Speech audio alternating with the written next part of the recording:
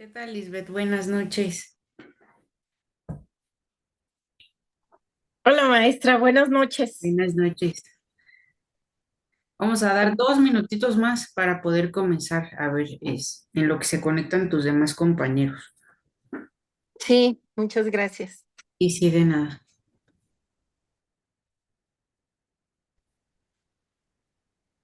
A ustedes gracias por su atención. Me parece que en la clase pasada nos habíamos quedado en revisar algunos puntos meramente relacionados con los tratados internacionales. Luego hablamos sobre el derecho internacional humanitario y la internacionalización de los derechos humanos como último punto. Entonces voy a compartir nuestro material pendiente.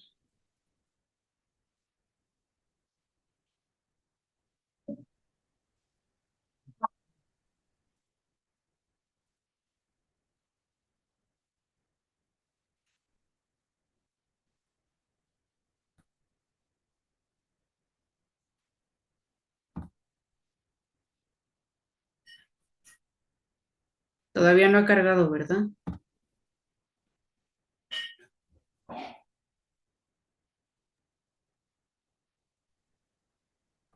No veo pantalla. Está un poquito Lenta. lento, sí.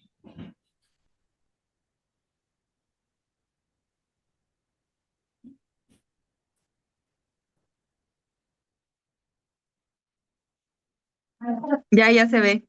Ya se Ok. ve. Bueno.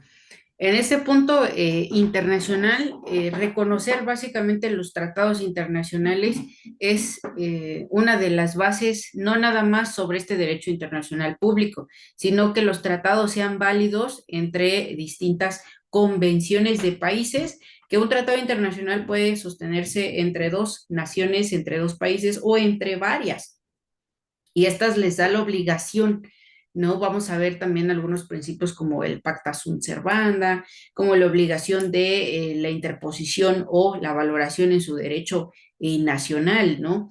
Aquí tenemos la Convención de Viena sobre el derecho de los tratados, es nuestra norma base, digamos así, en este sistema internacional para poder entender la interpretación, la conservación, la obligación de los tratados internacionales de manera pública para todos los estados. Es decir, imagínense, si entre personas físicas a veces existe esta complicación de interpretación de cláusulas, de cumplimiento de cláusulas en un convenio básico. Imaginemos ahora cuando se tratan sobre distintas naciones con distintos idiomas, con distintas culturas, con distintos sistemas, ¿no? Económicos, de creencias, educativos, y en este caso, el que nos interesa es esta compatibilidad normativa. Por lo tanto, esta Convención de Viena nace también desde 1980 y esta convención implica que, por supuesto, aquí ya tuvimos la creación de la ONU, que es uno de los principales organismos internacionales en proveer y asegurar que la paz sea uno de los principios que figuren siempre en cada tratado internacional. Esta Convención de Viena sobre el derecho de los tratados es completa, ¿no? Tiene varios articulados donde se guían para poder relacionarse entre distintos países. En México también tenemos una ley de suscripción de tratados. En cuanto cerremos la sesión, yo les envío lo que es nuestra fuente para consulta legislativa.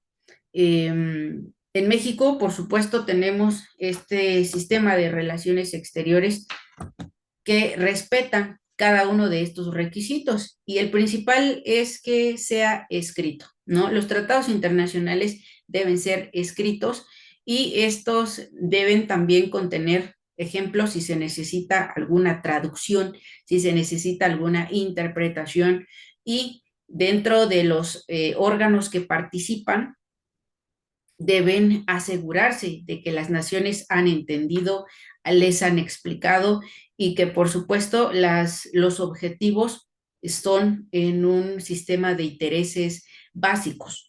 Es decir, no pueden haber intereses, por ejemplo, de distintas alianzas como para enfrentarse con alguien más, etcétera. Esas cuestiones ya tienen que ver más con la política pública, no con los sistemas de los tratados internacionales. Esta forma escrita respeta tres puntos: la participación del órgano provisto del poder para concluir los tratados, determinación que queda para el derecho interno, sujeto del que se trate, y el contenido del instrumento formal, es decir, lo que mencionábamos. Cada una de las cláusulas en un tratado internacional debe ser explicado y manifestado en distintos idiomas cuando sea el caso, y el instrumento de la formalidad consiste en que estos intereses, ya sean económicos, sean comerciales, sean de derechos, sean, por ejemplo, en aplicaciones sobre el medio ambiente o en aplicaciones de transportes, sean estos sujetos válidos para también poder hacer esta coercitividad, ¿no? Por ejemplo, que en el caso de un incumplimiento se llevara alguna afectación en alguno de los estados, por ejemplo, en alguna conducta delictuosa, pues que participe la Corte Penal Internacional, dependiendo de los territorios. Por ejemplo, en nuestro caso, si existe alguna violación de algún tratado en Latinoamérica, pues la Corte Interamericana de Derechos Humanos. Y lo que mencionábamos anteriormente, cuestiones internacionales como lo que maneja el Estatuto de Roma, que es precisamente sobre la Corte Internacional.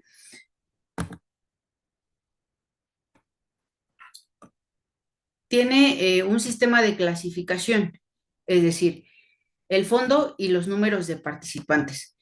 Tiene que reconocer estos distintos puntos para que el tratado, pues exista este reconocimiento de identificación de quiénes son los sujetos internacionales que participan. Los tratados conocidos como contratos, porque van a crear una obligación jurídica que se extingue con el cumplimiento del tratado. En muchos sistemas, los tratados internacionales tienen también un tiempo de vigencia. No podemos decir que todos los tratados van a durar lo mismo, ni que todos se van a extender sobre el tiempo. Entonces, eso también debe estar inscrito. Hay tratados que van más a limitar distintos sistemas jurídicos. Y aquí sí existe, como lo dice la diapositiva, una reglamentación jurídica permanente obligatoria.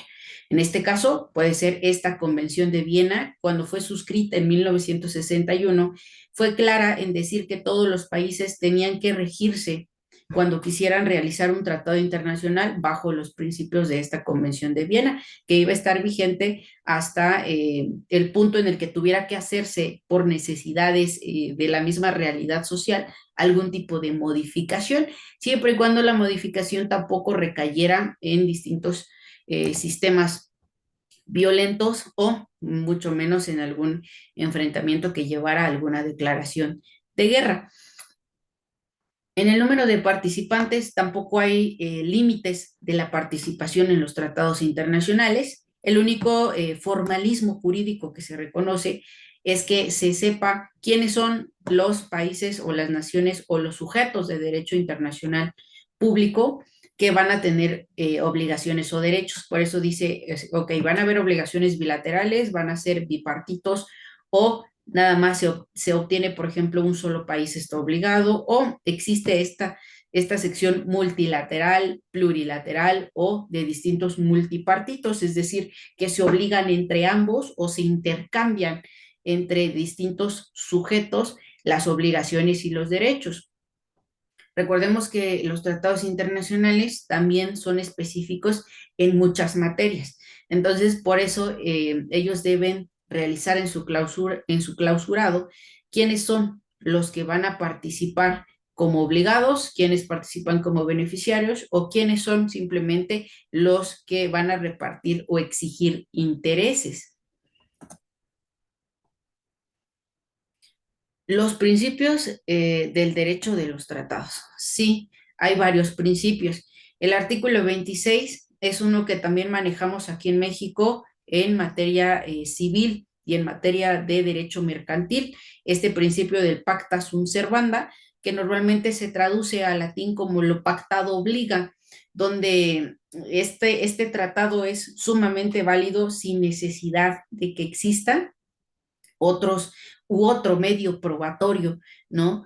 Que se interponga para hacerse dudar sobre este tratado que acaba de crearse. En el derecho interno de las naciones se manifiesta también la posibilidad de una violación del tratado. Por lo tanto, se va a manifestar a distintas normas fundamentales, pero las normas fundamentales van a depender si las constituciones o su norma jerárquica les permiten realizar la protección de estos tratados internacionales.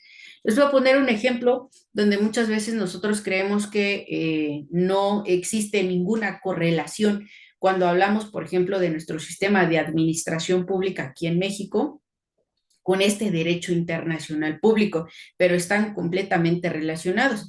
Recordemos que la figura del Estado como nación gira alrededor de toda nuestra esfera jurídica como ciudadanos. Lo mismo sucede, por ejemplo, si hablamos de el Tratado de Libre Comercio, lo que hoy conocemos ya como el TEMEC, ¿no? Este tratado es básicamente en un sistema comercial, pero ¿qué significa? Que hemos recibido distintas manifestaciones sobre otras naciones, en este caso Norteamérica, pues donde él se ha preguntado sobre todos estos cambios y modificaciones en los poderes de nuestra nación, si existe todavía este orden constitucional que proteja este tratado internacional en materia de comercio, ¿no? Está completamente facultado para poder pedir estas explicaciones, como el mismo contrato los reconoce. Asimismo, dentro de este derecho interno, pues le pueda asegurar a él que sigue existiendo como esta garantía en el sistema de relaciones internacionales. Este principio también se crea sobre la res inter alios acta, ¿no? Recordemos que res tiene que ver directamente con los derechos reales, con los derechos de las cosas. Entonces dice, un tratado no puede obligar a sujetos que no han participado en él. Muchas de estas cuestiones en materia internacional también se llevan a cuestionamientos de por qué todos los países no hacen lo mismo, por qué no todos los países respetan todas las normas internacionales.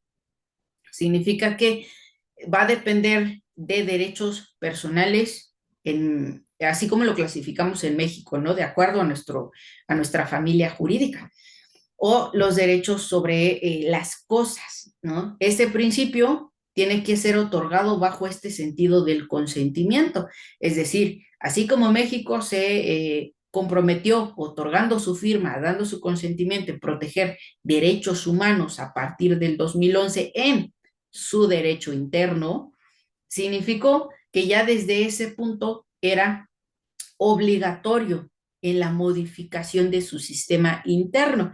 Es decir, en México no podía preguntarle a los demás si querían o no querían, que cómo lo veían, porque él solito se obligó. No sé si me explico en ese punto.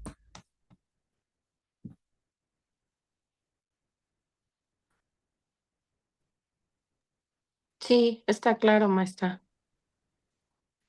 Ok. En este otro ejemplo de la diapositiva, habla que el tratado también es oponible a tratados terceros. Es decir, en muchos aspectos, estas correlaciones llevan a respetar varios ámbitos internacionales. Es como decir, no hay que ir en contra de lo que ya se aceptó anteriormente o ser incoherente. Es como si México firmara un tratado internacional que va a violentar derechos humanos. No, esas cuestiones pues no conllevan esta obligatoriedad, sino que le llevan a México una responsabilidad. Como último y tercer principio, hablamos del consentimiento real que no debe ser viciado por violencia física o moral o por el error. Buenas noches. Hola, buenas noches, bienvenida. En esta realidad internacional, nosotros entendemos que no puede existir una manifestación de cualquier tipo de violencia de la misma manera para presionar a la firma de un tratado internacional, que era lo que nosotros hablábamos. No pueden existir o no deberían existir tratados internacionales donde se opongan en o se pongan de acuerdo, ¿no? En crear, por ejemplo, conflictos bélicos que en su caso van a llevar únicamente a cualquier institución de violencia en distintos territorios. Por eso habla de cuáles son los válidos, pues en medida de que la parte más fuerte conserve la preeminencia. Las preeminencias también van a corresponder a cómo las naciones se autodeterminen, cómo las naciones se consideren también independientes. Nosotros, por ejemplo, como mexicanos, se habla de que somos una república representativa, laica, federal y soberana, ¿no?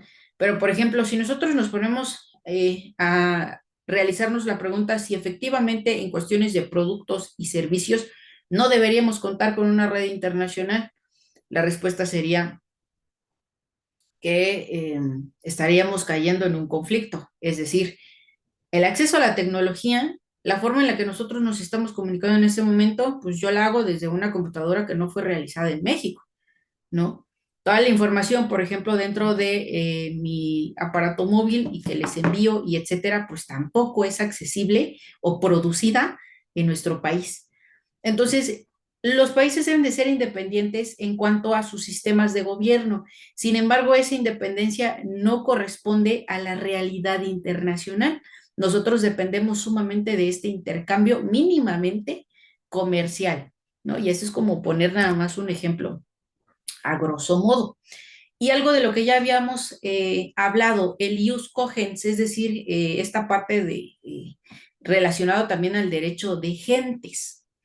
El artículo 53 de esta misma convención habla de que el tratado será nulo cuando fuera contrario a una norma imperativa del derecho internacional.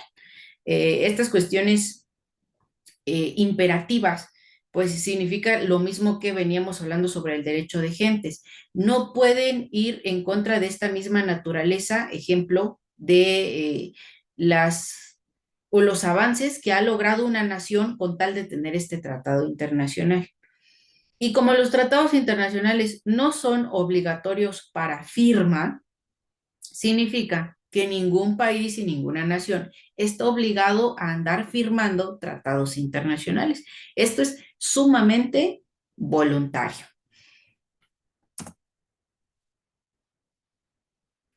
Eso nos lleva a que podamos interpretar ahora dos puntos antes de ir finalizando con este subtema, porque es el derecho diplomático y el derecho consular.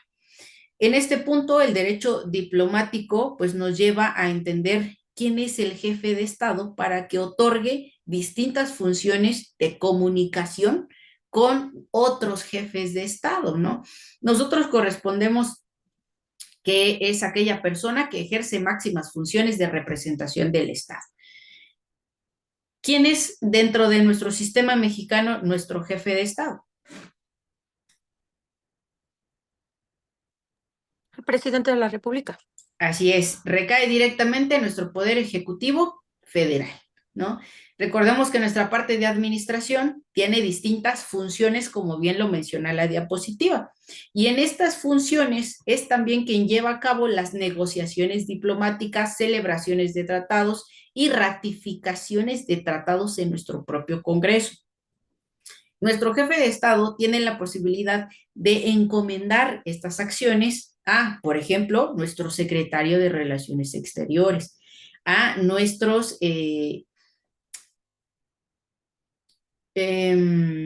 cónsules, ¿no? Los cónsules mexicanos que realmente también llevan distintos sistemas de información a los diplomáticos. Es decir, Embajadores.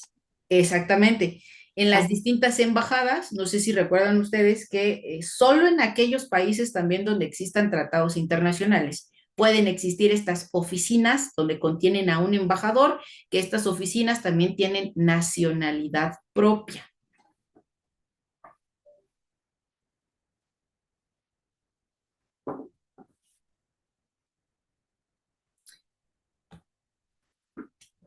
Otro sistema del que nosotros podemos como relacionarnos es nuestra parte administrativa. Aquí dice la Secretaría de Relaciones Exteriores. Esta ya es una relación diplomática. Dentro de su misión y sus objetos sigue siendo conducir la política exterior. Esta representación de México en distintos puntos, en diálogos, en cooperaciones, en promoción del país, en todos los aspectos, ¿eh? Y la atención de mexicanos en el extranjero.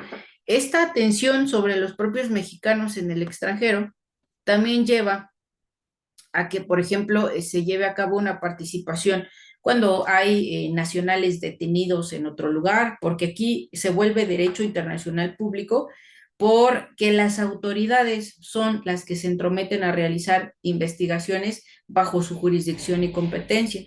Pero si es un nacional, tiene que haber esta participación diplomática, o si no, en muchos sistemas procesales se estaría violando mínimamente ese debido proceso por el simple hecho de su nacionalidad. Entonces son factores que las autoridades toman en cuenta en relación a esta base de las relaciones y políticas exteriores. Nuestro secretario tiene la facultad de representar al presidente de la República en controversias, en tratados, en promociones que realmente se lleven a distintos acuerdos, ¿no? De manera internacional, es decir, no tiene como una limitación. Lo mismo sucede con esta parte de los agentes diplomáticos. El convenio Viena también reconoce que los diplomáticos van a ser identificados por distintos países con distintas funciones. Las principales son los que marca la diapositiva en el artículo tercero. Los mismos, representar al Estado, proteger intereses, negociar, enterarse de condiciones y acontecimientos, fomentar relaciones amistosas, desarrollar las economías culturales y científicas. Muchas de estas relaciones exteriores han sido presión para nuestro sistema jurídico mexicano. Muchas veces la presión internacional es la que hace que el sistema de normas mexicanas pues tenga alguna pequeña u otra modificación. Por ejemplo, en el sistema de migración, nosotros tenemos un sistema de migración bastante activo porque protegemos a los derechos humanos por el simple hecho de que estas son personas en nuestro territorio. No necesitamos más interpretación que esa porque nuestra base es constitucional. Dentro de este Servicio Exterior Nacional podemos reconocer dentro de estos agentes diplomáticos al embajador extraordinario o plenipotenciario, al ministro consejero, al primer secretario, al segundo secretario, que son participantes dentro de este Servicio Exterior Nacional. Los principales puntos, pues, es que sean mexicanos y conozcan al menos la administración pública para defenderla. ¿Dónde se reúnen básicamente estos diplomáticos? Pues también tienen relevancia con distintas organizaciones internacionales. Por eso hay funcionarios de estas organizaciones internacionales, delegados a conferencias internacionales, agentes ad hoc, expertos especialistas enviados. Es decir, por ejemplo, todo lo que contiene la ONU es básicamente por ser un organismo internacional. Cada uno de estos representantes tienen un fin determinado, por eso se llaman los agentes ad hoc, ¿no? Es decir, ¿quiénes son los ambientalistas? ¿Quiénes son los economistas? ¿Quiénes son los de finanzas? ¿Quiénes son los de derechos humanos? O sea, ¿quiénes son, por ejemplo, de protección de los niños? Entonces, todas estas bases, por eso tienen agentes especializados para la creación de los fines en materia internacional. Los cónsules son también relacionados en este derecho consular porque contienen las mismas bases que nosotros aplicamos en el conocimiento de las fuentes del derecho internacional público, costumbre internacional, tratados internacionales, porque representan a cada uno de los distintos gobiernos que voluntariamente asisten, como bien dijo, en representación, en solicitar información, en buscar intereses, en fomentar la creación de nuestro propio país, Un punto crucial es las diferencias y semejanzas entre relaciones diplomáticas y relaciones consulares. La Convención sobre Agentes Consulares de La Habana, donde también México forma parte desde 1928, habla de que existen varios principios o funciones relacionadas con el derecho internacional. Pueden realizarse o establecerse relaciones diplomáticas y también pueden mantenerse después de que los tratados internacionales terminen o que los tratados internacionales se rompan, porque las principales bases de estas relaciones diplomáticas pues es que ambas naciones estén en paz, que no existan conflictos después de haberse realizado o manifestado distintos intereses. Los cónsules defienden intereses más que nada comerciales e industriales. Las cuestiones de asistencia y protección a sus personas físicas o morales en un sistema de comercio les otorga la exigencia de que ellos puedan poder realizar actividades fuera de su país, que las actividades sean legales, que se encuentren en un sistema reglamentario también para que pues obviamente existe este intercambio económico que es lo que están buscando, ¿no? Proteger intereses de su propio estado y de sus nacionales.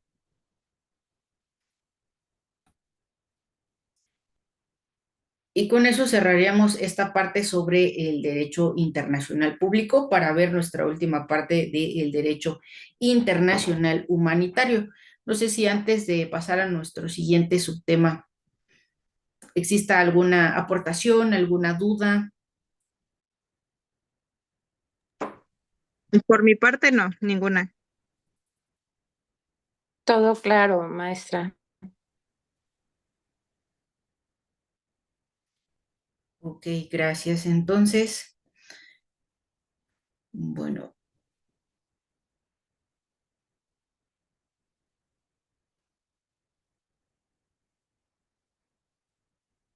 voy a compartir nuestro siguiente material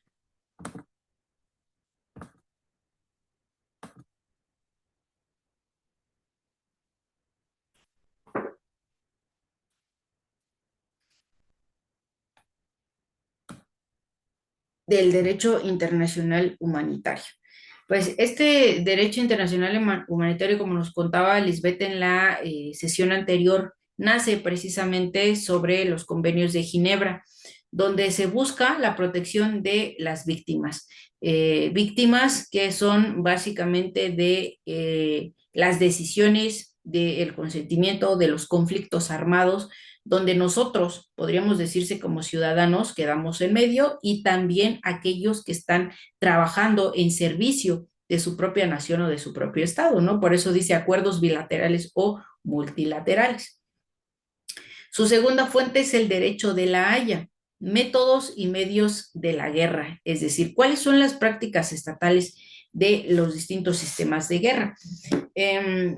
Podemos hablar puntos básicos como es la seguridad nacional, todo lo que conlleve a reconocer distintas pautas sobre las relaciones concedidas en contra de otro Estado, ¿no? Porque estoy leyendo tu mensaje, Diana, cuando nuestro jefe de Estado decide darle asilo político a una persona que es perseguida por un delito grave en su país, ¿se viola algún tratado internacional y de qué manera? No, ahí es todo lo contrario, no existe una violación a un tratado internacional, sino que existe esta parte del asilo político porque nuestro sistema interno como el externo están relacionados a brindar este tipo de fueros políticos y reconocerlos a nivel internacional. Tenemos otro punto también, por ejemplo, cuando hablamos de la extradición, ¿en qué puntos hay países que reconocen la extradición y otros países que no la reconocen? Es decir, si en algún sistema las autoridades solicitan la extradición de cierto delincuente que ya es o forma parte de su nación, pues se puede negar rotundamente a realizarla.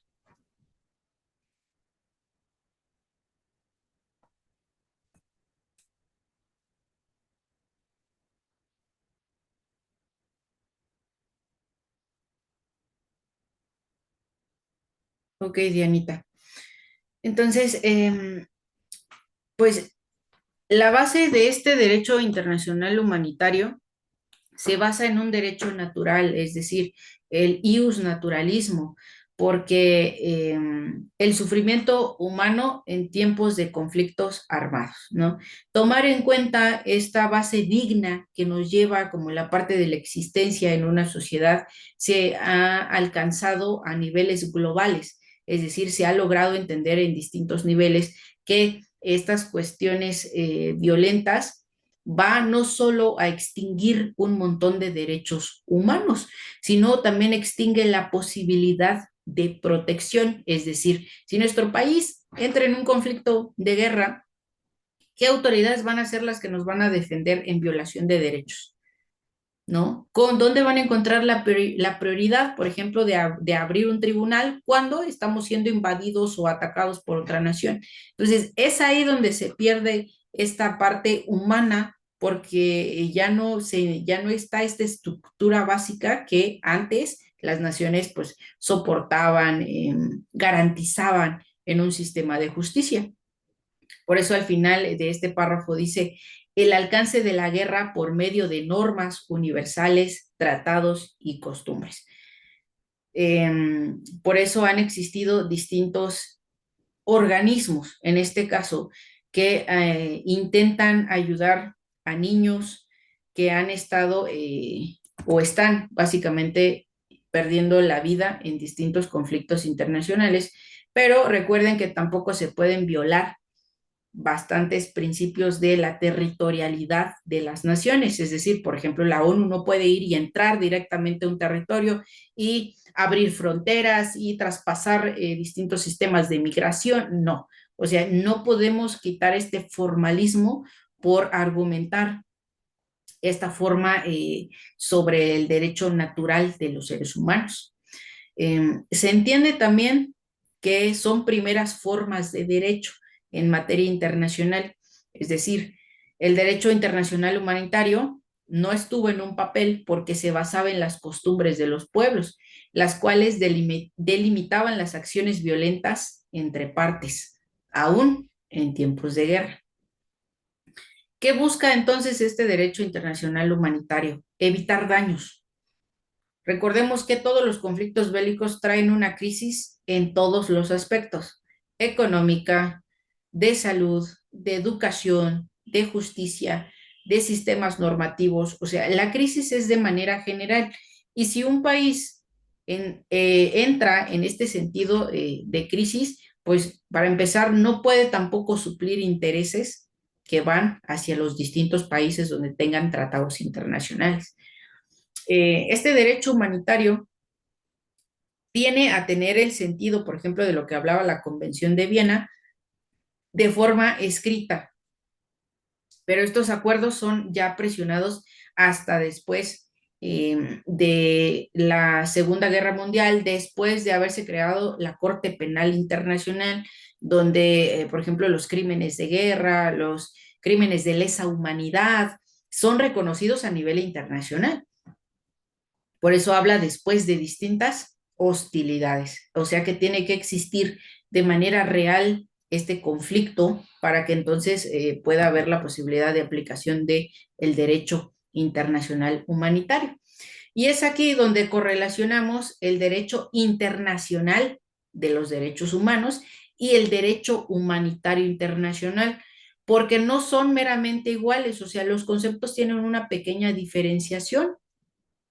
Es decir, el derecho internacional de los derechos humanos son sujetos destinatarios y exclusivamente los estados que son parte, ¿no?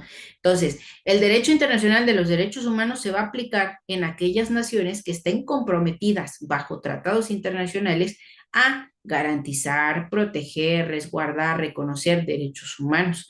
Por eso, en nuestro sistema internacional o cuando vemos noticias internacionales, los conceptos o las formas de gobierno son sumamente radicales en otros países porque no forman parte de este derecho internacional de los derechos humanos.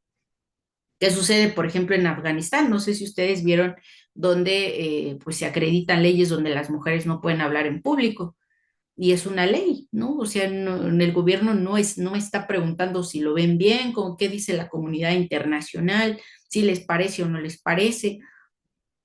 Tienen esta parte autónoma, ¿no? La segunda diferencia es que el derecho humanitario internacional, los destinatarios son las partes en conflicto. Se toma en cuenta que en este derecho humanitario internacional van a formar parte solo aquellas naciones que realmente lo necesiten, ¿no? ¿Quiénes van a participar? Pues, por ejemplo, pueden participar organismos como la OMS, la UNICEF, que realmente tienen aportaciones a estos lugares en crisis. Los sujetos protegidos por el derecho internacional de los derechos humanos y del derecho humanitario son distintos. Todas las cuestiones de internacionalización de derechos humanos son todas las personas, pero todas las personas que tengan una relación con su nación y que su nación esté protegiendo la parte de los derechos humanos. Y las cuestiones de derecho humanitario van a ir a los no combatientes, ¿no? Desde esta aurora que nosotros tratamos de entender en un sistema de humanidad. Y los responsables también varían, es decir, en esta internacionalización, un responsable de hacer valer los derechos humanos en su territorio es la propia nación. Y los grupos que participan en el derecho internacional humanitario también son los grupos que se conocen como insurgentes, que yo les había comentado que existen dentro de todos estos conflictos también el respeto hacia donde se encuentren estos grupos, es decir, no irrumpir y al mismo tiempo recordar que el personal que participa en cuestiones de protección en el derecho humanitario no puede ser puesto en riesgo porque entonces estaríamos olvidando una de las bases que es las personas, ¿no? Lo importante o como conclusión es que ambos buscan proteger los derechos fundamentales del hombre.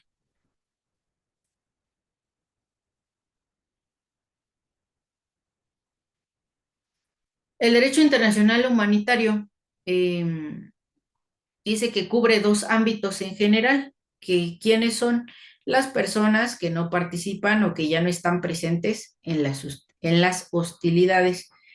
En este caso, ¿quiénes nos interesa? La población civil, el personal militar sanitario y religioso, combatientes heridos, enfermos o náufragos, prisioneros de guerra, los internados civiles, ¿no? Todo lo que tiene relación a la violación directa de estos derechos, mínimamente el derecho básico que es a la vida, a la libertad, a la integridad, ¿no? Intenta restringir medios de guerra, pero pues las restricciones, como no forman parte de su responsabilidad directa, solo puede interponer este tipo de prohibiciones. Prohíbe los medios y métodos que no distinguen entre las personas que participan entre los combates y las personas que no toman parte en los combates. Causan sufrimientos innecesarios, causan daños graves y duraderos al medio ambiente, usar armas como balas explosivas, armas químicas o biológicas, armas láser que causan ceguera y las minas antipersona. El derecho internacional humanitario busca que al menos la tecnología no esté enfocada en acabar con todo lo que nos rodea como sociedad, porque el derecho internacional humanitario entiende que si perdemos en un sector o en una nación, esta globalización que ya tenemos como naciones nos va a hacer perder a la mayoría de naciones.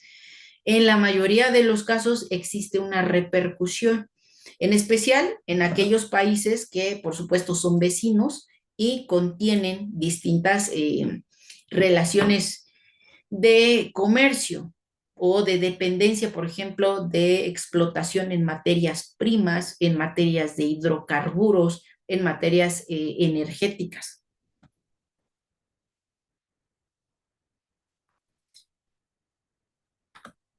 Otro principio relevante es este respeto del derecho internacional humanitario. A quienes básicamente obligan a conocer este contexto, Le corresponde al Estado y a los grupos armados no estatales cuando el conflicto se da a nivel interno. Es decir, estos conflictos también son de aplicación en cuestiones internas de la nación. Cuando el conflicto se da a nivel internacional, le compete a los estados en litigio si el conflicto se libra entre los mismos.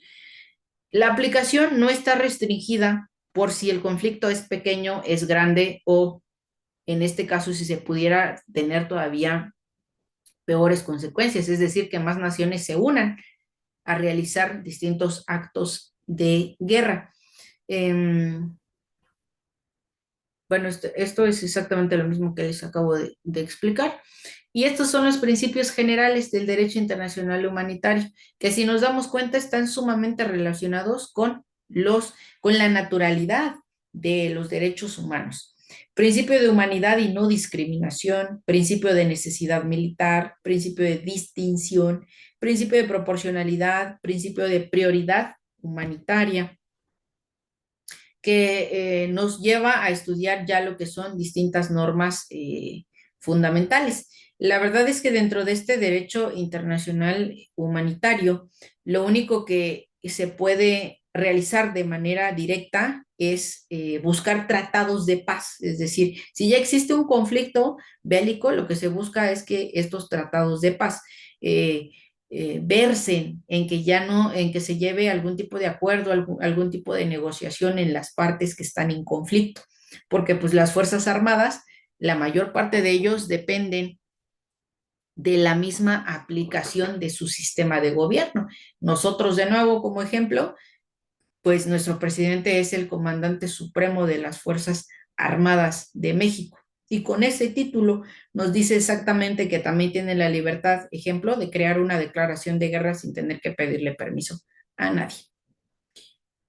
Eso sería de manera general en este sistema del derecho internacional humanitario y la internacionalización de los derechos humanos, que si nos dimos cuenta trabajan a la par, van juntos y dependen de manera directa del derecho internacional público, ¿no? Porque solo las naciones con sus propios gobiernos pueden hacer valer cada uno de estos principios a los ciudadanos o nacionales o simples personas en un territorio.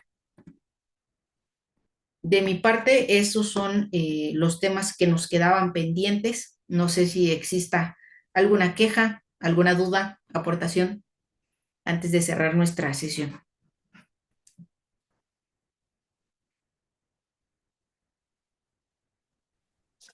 No, ninguno, todo está muy claro, viendo que el derecho internacional público está enfocado principalmente entre las relaciones de los estados y el derecho internacional humanitario es precisamente a los individuos, a las personas en conflictos armados, en países en guerra, ¿no?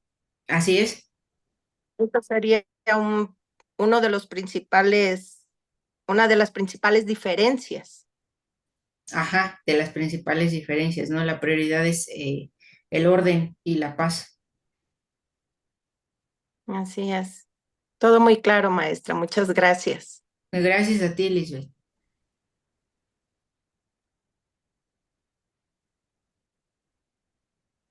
Mm.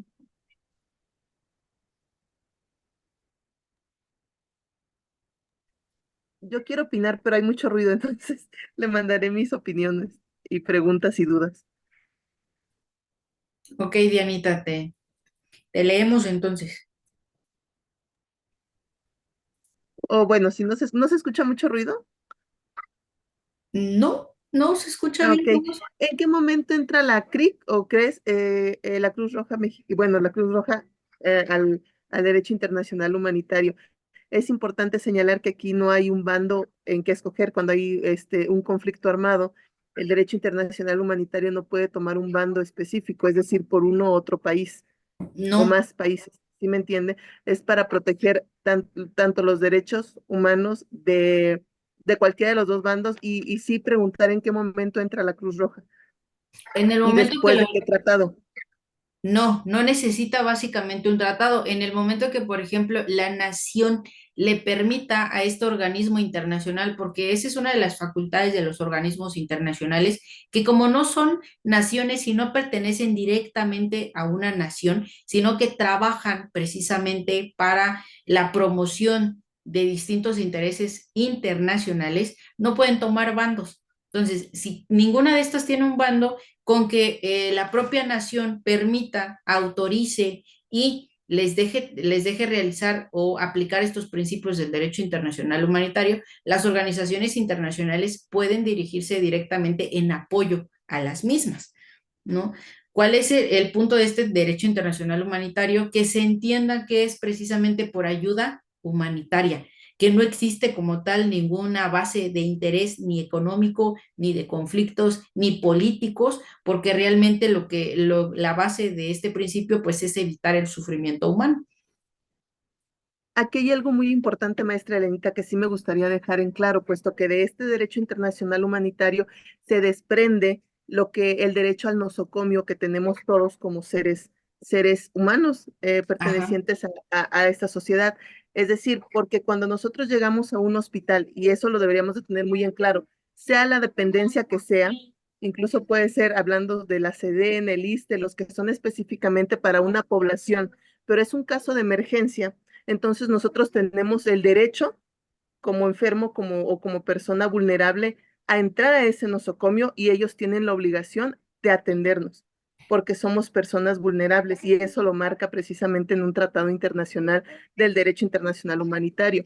Es por ello que bueno, yo la vez pasada no estaba afiliada y fui al IMSS y les adjudiqué eso y me dijeron, o sea, me dejaron pasar porque es un derecho que nosotros tenemos en un caso de emergencia, del poder entrar a cualquier nosocomio y ellos atendernos. Ajá, ¿Sí me debería entiendes? ser precisamente una obligación como base de un derecho humano. Y digo debería porque en muchas instancias las respuestas administrativas, que de hecho las dan por medio de oficios que salen de estos organismos que deberían prestar seguridad social mínima al derecho a la salud, no lo hacen. ¿Y cuál es la pauta o la justificación administrativa? No eres derechohabiente, no tienes folio, no tienes número de seguridad social, no te puedo reconocer, por lo tanto no estoy obligado contigo. O sea, cómo una cuestión administrativa sobrepasa un marco constitucional y un marco internacional. ¿Quiénes son los únicos que pueden corregir estas cuestiones? La cuestión federal. Pero no Ahora, pueden estar arriba, ¿cierto, maestra? Es decir, su reglamento interno o lo que ellos estipulan no puede estar arriba de un derecho internacional que nosotros tenemos como seres. O sea, incluso si viniera una persona de otro país grave y el único nosocomio que quedara, por ejemplo, sería el ISFAM, que es el Instituto de las Fuerzas Armadas, perdón, el Servicio Médico de la Sedena. Ellos tienen el derecho a pasar y la Sedena tiene la obligación de recibirlos, el ISSSTE, el IMSS, aunque no estén afiliados, porque tienen un derecho internacional por la gravedad del asunto. Es decir, si fueran por una gripa, pues no, los pueden mandar a otro lado, pero pues no, si van gravemente heridos, un accidente, algo, pueden recibirlos y tienen la obligación, porque no puede traspasar ese derecho su reglamento interno. ajá, porque el primer Es punto algo que nosotros tenemos desde más arriba, incluso desde la Constitución, tenemos protegido.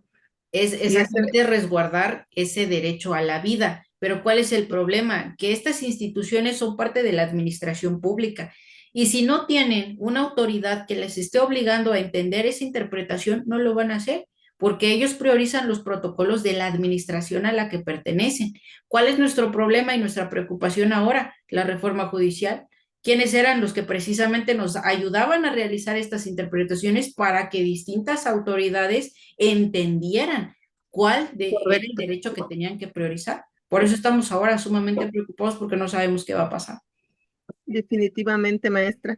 Pero eso era algo con lo que yo mucho me peleaba cuando pertenecía al ejército, que porque no querían recibir a otra gente. O sea, nosotros sí nos recibían, pero la pobre gente no. Entonces, al leer ya un poco más de esto, pues te interiorizas, quieras o no, de que pues tenemos derecho. Así es. Aquí el problema es cómo lo hacemos valer, ¿no?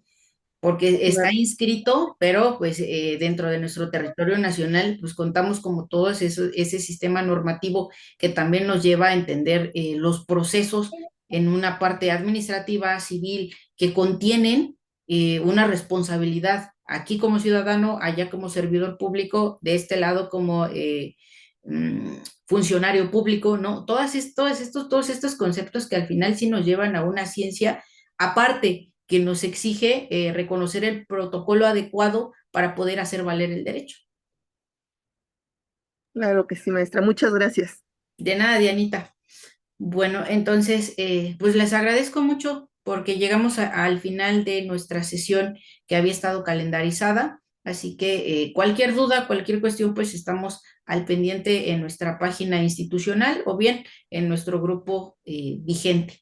Ya nada más esperaríamos la conclusión de sus actividades y pues de nuevo muchas gracias a ustedes por su atención. Muchas gracias.